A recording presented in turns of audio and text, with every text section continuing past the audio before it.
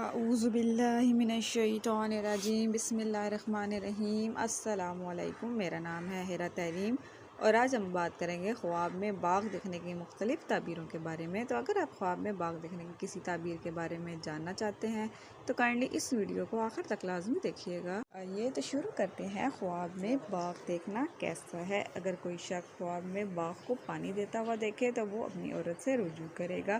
اگر کوئی دیکھے کہ خواب میں باغ میں معروف پھول کا دستہ کسی نے اس کو دیا ہے تو یہ اس کے لیے اولاد کی بشارت ہے۔ اگر باغ کو سرسبز، آباد، میوہ محل والا دیکھے اور اس میں میوہ کھائے تو وہ اپنی عورت کے ہمراہ ہو تو یہ مبارک علامت ہے۔ اگر وہ یہ دیکھے کہ ایک عمدہ باغ اس کی ملکیت میں ہے تو علامت اچھی جگہ نکاح کرنے کی ہے۔ اور اگر وہ موسم خزاں میں کسی نامعلوم باغ میں گیا ہے اور پت جھڑ کا سما ہے تو وہ رنج اور غم میں تبدیل ہو جائے گا۔ اور اگر موسم بہار میں دیکھے تو یہ اس کے لیے ایک مبارک علامت ہے۔